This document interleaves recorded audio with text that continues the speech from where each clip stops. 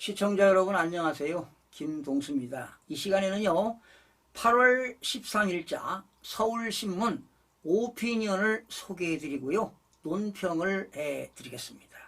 글 제목은 판사의 정치 성향에 따라 판결이 좌우된다면 어떻게 될까, 이런 내용입니다. 명예훼손 혐의로 정진석 국민의힘 의원에게 실형을 때린 A 판사의 판결을 놓고 갑론을박이 뜨겁다. 양심과 법리에 따른 법원의 결정은 당연히 존중해야 한다. 하지만 그 결정이 상식에 부합되지 않는다면 말이 나올 수밖에 없다. 통상 명예훼손이 맞더라도 벌금형이 일반적이다.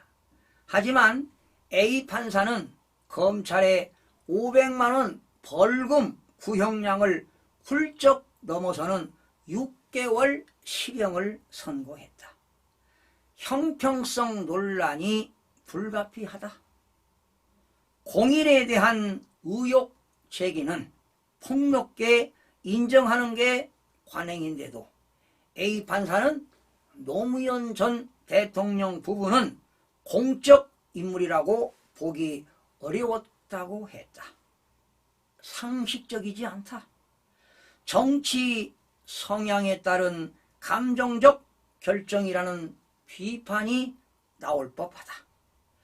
설상가상으로 A 판사가 문재인, 유시민 등 야당 정치인 사회관계망 서비스, 즉 SNS를 플로우하고 이재명 더불어민주당 대표가 A 판사를 플로우하고 있는 사실이 드러났다. 또 과거 노 대통령 탄핵 국면에서 불법 자금을 헤쳐먹은 한나라당 의원들이라는 저격글을 올렸다고 한다. 물론 판사도 정치적 입장을 가질 수 있다. 그리고 이 같은 정치적 성향이 이번 판결에 영향을 미쳤다고 단정 지을 수도 없다. 그럼에도 불구하고 판사의 이념과 정치 성향에 따라 판결이 좌우될 수 있다는 일말의 의구심이 끼어들 여지를 준 것만으로도 지극히 위험하다. 자신에게 불리한 판결이 내려지면 어느 누구도 이를 인정하지 않고 판사의 성향을 시비 삼을 수 있기 때문이다.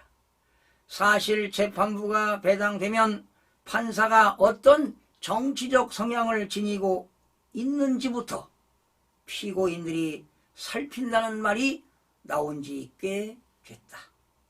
사법부의 공정성과 형평성이 법의 지배가 의심을 받는다면 민주주의 근간인 법치가 무너질 수밖에 없다.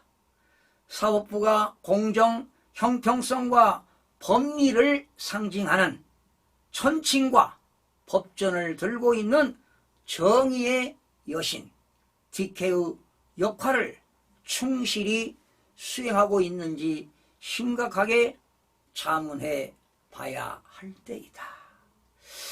자, 여러분 어떻게 들으셨습니까? 논평보다도요 법률적인 문제를 좀 여러분 검토해 드리겠습니다.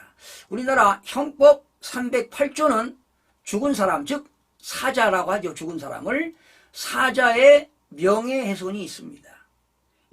사자 명예훼손은요 공연히 허위의 사실을 적시하여 사자의 명예를 훼손한 자는 2년 이하의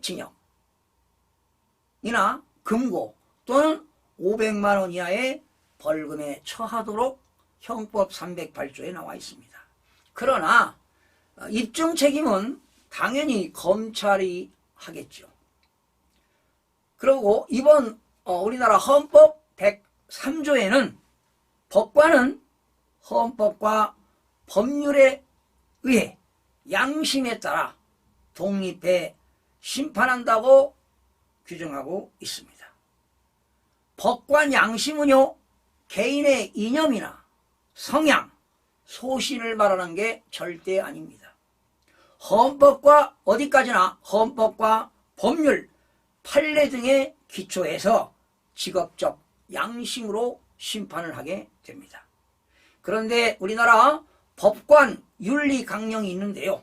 법관 윤리강령 3조에는 공정성과 청렴성이 나옵니다. 1항입니다. 법관은 공평무사하고 청렴하여야 하며 공정성과 청렴성을 의심받을 행동을 하지 아니하도록 되어 있습니다. 2항, 법관은 혈연이나 지연, 학연, 성별, 종교, 경제적 능력 또는 사회적 지위 등을 이유로 편견을 가지거나 차별을 해서는 아니 됩니다. 또한 제7조에 정치적 중립이 나옵니다. 법관은 직무를 수행함에 있어서 정치적 중립을 지켜야 합니다. 법관은 정치 활동을 목적으로 하는 단체의 임원이나 구성원이 되지 아니하며 선거운동 등 정치적 중립성을 해치는 활동을 해서는 아니 됩니다.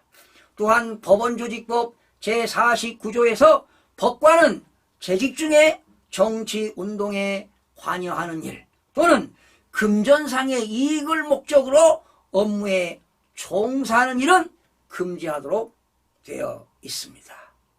시청해 주신 여러분 고맙습니다. 다음 시간에 뵙겠습니다.